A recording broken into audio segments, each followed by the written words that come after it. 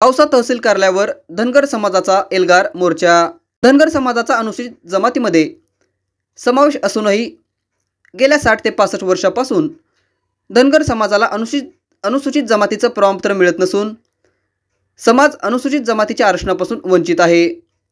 याचा परिणाम समाजाच्या सामाजिक, शैक्षणिक व आर्थिक मागासलेपणावर होत असून या समाजाला विकासाच्या प्रवाहात आणण्यासाठी धनगर समाजाला अनुसूचित जमातीचं आरक्षण तात्काळ लागू करावं व महाराणी अहिल्यादेवी होळकर घरकुल योजना चालू करावी।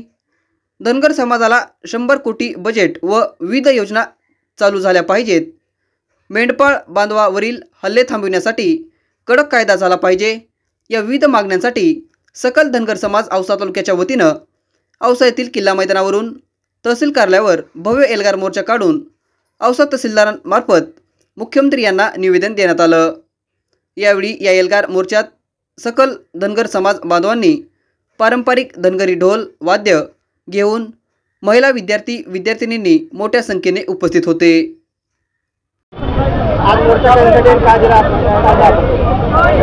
आज औसा इथे मोठ्या संख्येने धनगर समाज, लातूर जिल्ह्यातील औसा तालुक्यातील धनगर समाज हा आपल्या मागण्यांसाठी एसटी आरक्षणाची अंमलबजावणी होण्यासाठी सरकार विरोधात तीव्र आक्रोश दाखवण्यासाठी एक संघ झालेला आहे।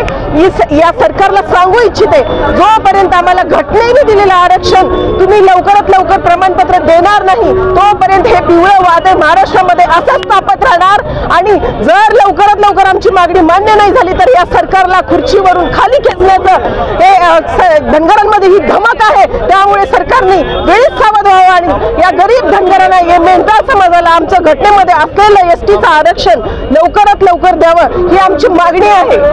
आणि जोपर्यंत आम्ही या सर्व मोठ्या बहुसंख्येने एकत्र येणार नाही तोपर्यंत आमच्या आरक्षणाची मागणी तीव्रतेने वाढतच जाणार आहे।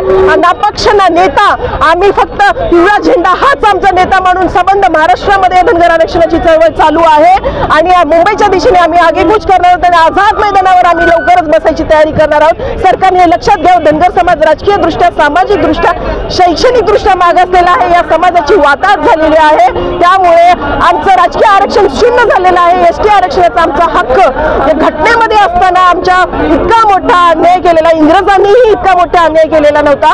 हे सरकार इंग्रजांपेक्षा मोठा अन्याय धनगर समाजावर करत आहे, हा आमचा स्पष्ट आरोप आहे या सरकारवर। विरोधी पक्षांना पण हे सांगायचे, तुम्ही धनगर आरक्षणाच्या मुद्द्यावर सरकारला घेरत नाही, हा आमचा त्यांच्यावरही आक्षेप आहे। त्यामुळे धनगर समाज आता इथून पुढे विधानसभेला आणि लोकसभेला आपलाच उमेदवार उभा करेल आणि या सरकारची 4 पायाची खुर्ची, 3 पायाची खुर्ची तोडल्याशिवाय धनगर समाज शांत बसणार नाही।